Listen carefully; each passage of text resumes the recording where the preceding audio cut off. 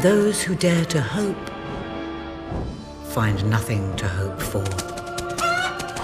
The broken promises of the Fable franchise have been long documented, but we've all moved past that at this point to accept it for what it is.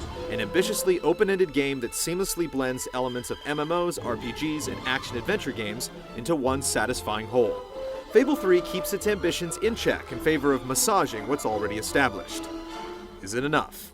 I'm not sure.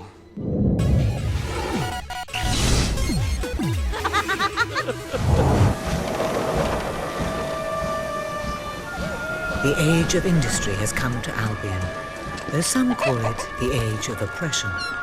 Set decades after the second Fable, you begin by choosing to play as either the prince or princess of Albion. Either way, you're the offspring of the hero from the second game, but your older brother Logan has taken the throne, and he's ruling it with an iron fist. Enough! How dare you turn against me? Perhaps you believe you should be the one making these decisions. With the kingdom in shambles and its citizens repressed, you have to travel the land to gain support from key leaders to bolster an attempt to remove Big Brother from power. Nothing is black and white, and you have to make promises to each of the rulers in order to have them join the cause. We don't take much stock in words round these parts. This is important because in the last part of the game, you become king, and these folks will come to you asking you to keep your word. You're also tasked with raising a large sum of money. It's then you realize that to satisfy all the promises you've made, you're going to have to sacrifice the quality of life in Albion. It makes for some really tough decisions with no compromises. In Albion, being good will always cost you money, and being bad is the easy way to riches. It's a little too cut and dried and teaches some dangerous lessons. You promised you would end child labor. While there's a lot of flexibility in how you reach the end, the final outcome doesn't change much. Even so, few games present stories with as many characters to affect through moral quandary, and even fewer provide real consequences for the choices you make. We can't. We just can't. Choose me. You can't let them all die. Choose me.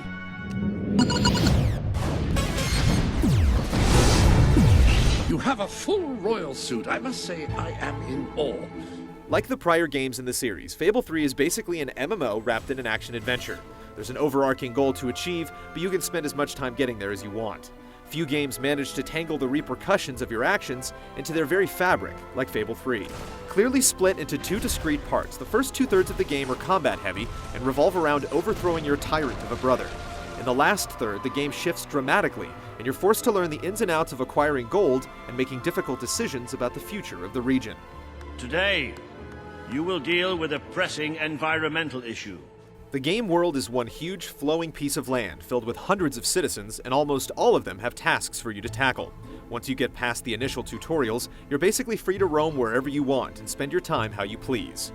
Sure, you can cut straight to the chase and follow the trail of pixie dust to your next objective, but then you'd be missing a lot of what makes it unique. You can attempt to become a land baron by buying property and collecting rent, tackle the scores of side quests to build your abilities, or be a completionist in hopes of finding every last hidden item. It's entirely up to you, but if you want to get more than 10 hours of play from it, straying from the beaten path is a necessity. Now here is where you can fine-tune the more esoteric aspects of your adventuring experience.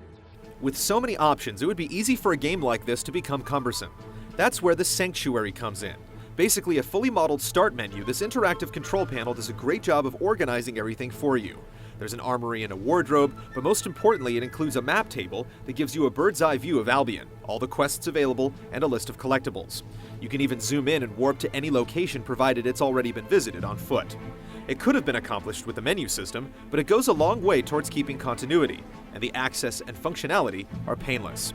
Just like the first two games, a moral compass is always at play. Every little thing you do affects how people react to you. Word travels fast, and there's nothing like receiving gifts from the citizens for making their lives more enjoyable, or hearing their positive feedback as you brush by them on the street. We could be more than just friends, you know. It only adds gravity to all the decisions you have to make. You're the king everyone hoped for, including me. You can also sway people through socializing, though it's relegated to a series of canned actions like physical interaction or just acting silly. Make a friend and you'll be rewarded with new quests, gifts, or cheaper prices. You can also take the relationship to the next level and fall in love, get married, and have children. Gold is much more important in Fable 3 since you'll have to amass a huge treasury by game's end. Real estate is undoubtedly the easiest way to build your riches, and every wagon, house, and business is for sale. proceeds are deposited into your account every 5 minutes, but the large sum required helps balance the overall economy. The cooperative play in Fable 2 felt tacked on and provided little incentive, but that's all changed in the sequel. Now everything you accumulate while playing with others is taken back into your single-player campaign.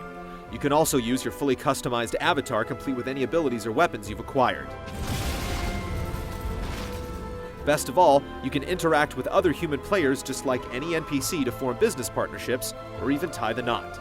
It's a huge leap forward. Many games like to toss around the open-ended moniker, but Fable 3 truly nails it through various side quests and plenty of incentive. While the main path through the single-player quest is a little too short for our liking, if you truly dive into what the game has to offer, you can burn dozens of hours just tinkering around. None of it helps. I don't want to see the crude, awkward fumblings of everyday folk.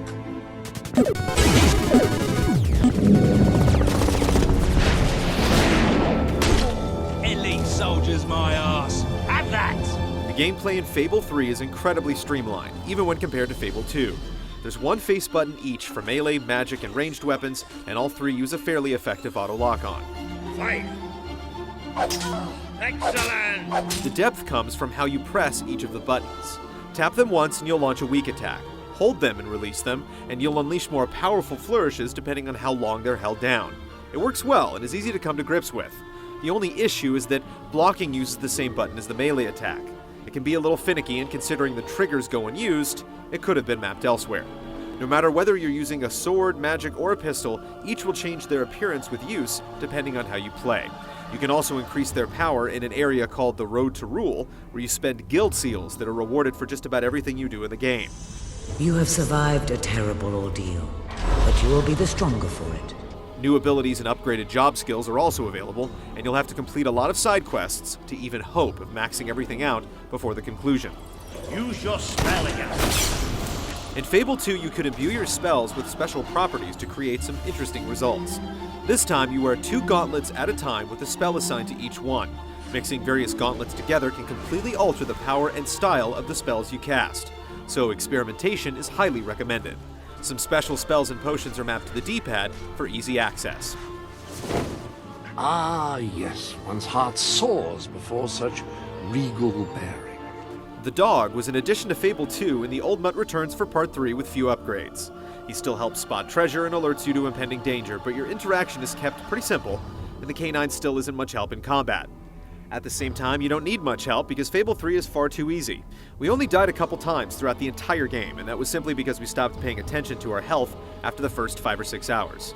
We finished the game with scores of unused health potions, and could have easily finished it without a scratch to our avatar. With no difficulty setting, there's really no escaping the lack of tension in the combat. Mission objectives come in a wide variety, and they don't just hold the big ones for the primary quest arc. Sure, there are plenty of fetch quests, but there are also some fairly unique ones. It mixes things up pretty well. The same can't be said for the jobs, where you endure simple quick-time events for minimal cash.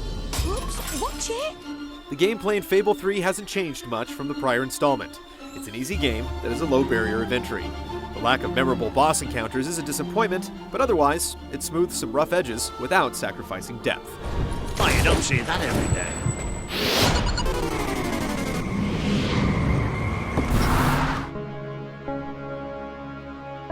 If you played Fable 2, then you'll know just what to expect from the visuals and sound in Fable 3. That means a consistent art style, some breathtaking scenery, and some of the best voice acting in the medium.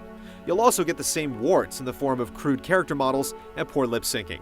The game does hold up under the strain of dozens of characters on screen at once, but some moments that were built up to be epic lose some of their steam when what the game calls an army amounts to around 30 people.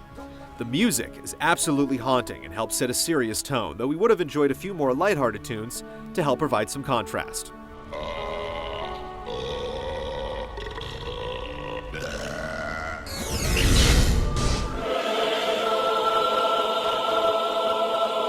It's easy to recommend Fable 3 to anyone who enjoyed the second game. It's very similar, but the story is stronger, the decisions you make have more gravity, the co-op is vastly improved, and the design forces you to sample everything the game has to offer.